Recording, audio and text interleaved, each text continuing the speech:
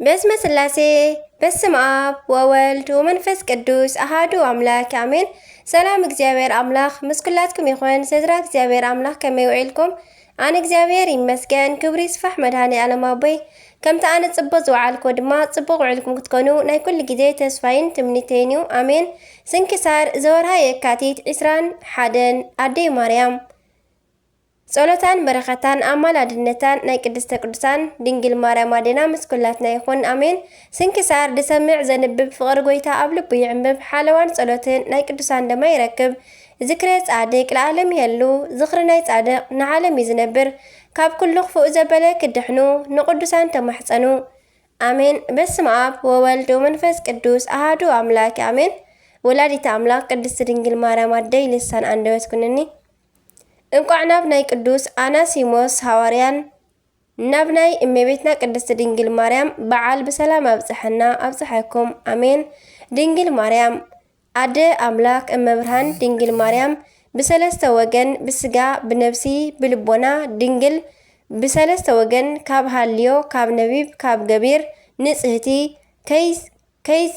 ከይጸነሰት ኣብ ጊዜ ጽንሰታን ድሕሪ ጽንሰታን ድማ ድንግል ንጎይታ ከይወለደት ኣብ ዝወለደቶ ጊዜን ምስ ወለደቶን ድንግል ክትከውን ከላ ኣደን ድንግልን እውን ምዃና ኣሚንና ንመስክር። እመቤትና ካብ ኩሉ ፍጥረት ንላዕሊ ክብርትን ንእልትን እያ። ሊቃውንቲ ኣበው ከም ዝመሃሩና በዚ ዕለት ከምዚ ኢልና ንጽሊ። ረሲ ፍና ትህትና ኣእጋርየ ይሁሩ ትዕቢትሰ ለኣምላክ ጸሩ። ኦ እመቤተይ ትዕቢት ኣምላኽ ይጸልእ እዩ እሞ ንኣእጋርና ድማ ብትሕትና ከም ዝኸዱ ግበሪ ይብል። ትርጉሙ በረኸታን ጣዕመ ፍቕራን ኣማላድነታን ኣደነታን ናይ ወላዲተ ኣምላኽ ቅድስቲ ድንግል ማርያም ኣዴና መስኩላትና ይውዓል ኣሜን። ከምኡውን ቅዱስ ኣናሲሞስ ሐዋርያ ኣብ ዘመን ሐዋርያት ምስጉናት ካብ ዝነበሩ ኣበው ሓደ ቅዱስ ኣናሲሞስ እዩ። ስለ ቅኑዕ ኣገልግሎቱን ጽቡቕ ጓስነቱን ኣቦታትና ሐዋርያት ኣብዚሖም ኣብ ቁነንኦም መስኪሮምሉ እዮም። ንሱ ካብ ናብራ ሓጢኣት ናብ ዘለዓለማዊ ናይ ቅድስና ህይወት ዝመጸ እዩ። እዚ ከ ከመይ እዩ እንተበልና ኣብ ከተማ ሮሜ ዝነብር ፊሊሞና ዝበሃል ሓደ በዓል ጸጋ ሰብ ነበረ። እዚ ሰብ ብስብከት ናይ ቅዱስ ጳውሎስ ኣሚኑ ክርስቲያን ስለ ዝኾነ ብመንፈሳዊ ኣገልግሎት ተጸምደ። ነገር ግን ካብ ማእከል ኣገልገልቱ ዘይኣመነ ሰብ ሓደ ሰብ ነበረ። ተጽዕኖ ኣይገብረሉን ኢሉ ከዓ ሱቕ በሎ። ግን ክርስትና ክርድኦ ንመንፈሳዊ ተልእኾ ናብ ዝኸደሉ ስፍራ ይወስዶ ነበረ እሞ ኣገልጋሊኡ ግን ኣብ ክንዲ ምልዋጥ ስርቂ ለመደ። ካብኡ ሓሊፉ ድማ ናይ ኣሕዳሪኡ ናይ ፊሊሞና ገንዘብ ሰሪቑ ናብ ሮሜ ጠፊኡ ተመልሰ። ቅዱስ ፊሊሞና ድማ ስለ ገንዘቡ ዘይኮነስ ስለ ህይወት ናይዚ መንእሰይ ሓዘነ። እቲ ሰሪቑ ዝጠፍአ ኣገልጋሊ ግን ኣብ ከተማ ሮም ክመላለስ ከሎ ስብከተ ወንጌል ክሰምዐ እሞ እቲ ሰባኺ ድማ ብርሃነ ዓለም ቅዱስ ጳውሎስ ነበረ። ኮፍ ኢሉ ክመሃር ከሎ ልቦናኡ በሪህሉ ተጣዓሰ። ናይዚ ቅዱስ ሐዋርያ ቀሪቡ ከዓ ሓጢኣቱ ተናዚዙ ተጠመቐ። ካብታ ዕለት ጀሚሩ ከዓ ብርቱዕ ክርስቲያን ኮነ። ኣብ ቁሩብ ጊዜ ድማ ዝተግህ ሰባኺ ርህሩህ ጓሳ ኮነ። ንፈጣሪኡ ከዓ ደስ ኣበለ። ነገር ግን ስለ ሓደ ነገር ፈጺሙ ይሓዝንን ይትክዝን ነበረ።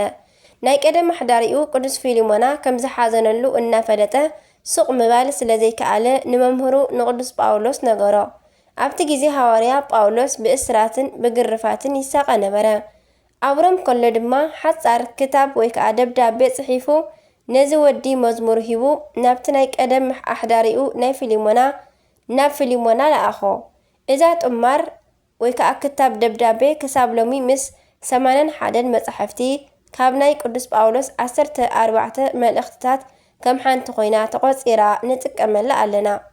እዛ ክታብ ብጣዕሚ ሓጻር እኳ እንተኾነት ምስጢራ ግን ሰፊሕ እዩ።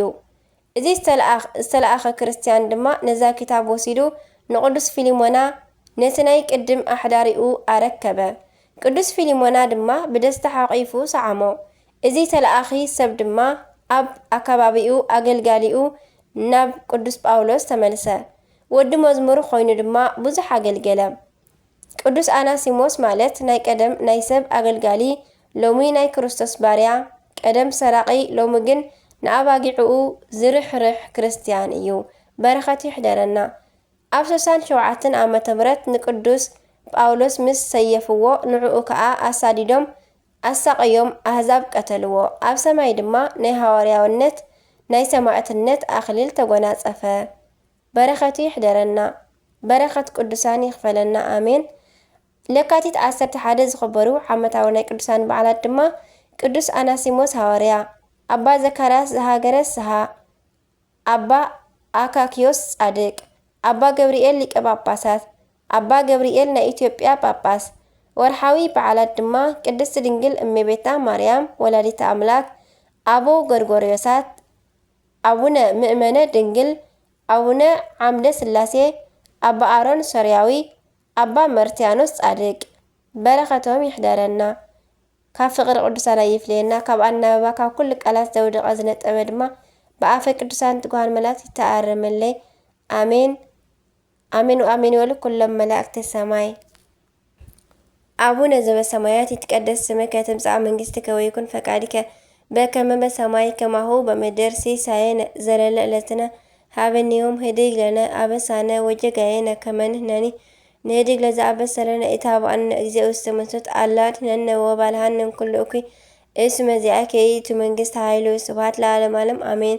በሰላም ቅዱስ ገብርኤል መልአክ ኦ እግዝእትየ ማርያም ሰላም ለኪ ድንግል በህሊናኪ ወድንግል በስጋኪ እመ እግዚአብሔር ጸባኦት ሰላም ለኪ ብሩክቲ አንቲ እምአንስት ወቡሩክ ፍሬ ከርሥኪ ተፈሥሒ ኦ ማርያም ምልዕተ ጸጋ ምልዕተ ውዳሴ ምልዕተ ሞገስ ምልዕተ ኩሉ እግዚአብሔር ምስሌኪ ሰአሊ ወጸሊ ምህረተ በእንቲአነ ምህረተ ኩሉ ዓለም ምህረተ ምድር አጋዚት ሀበ ፍቅር ወልድኪ ኢየሱስ ክርስቶስ ከመ ይስረለነ ኃጣውኢነ ተማሂፀነ በኪ ተማኅፀነ በክዳንኪ ወስብሐት ለእግዚአብሔር ወለወላዲቱ ድንግል ወለመስቀሉ ክቡር አሜን አሜን ለይኩን።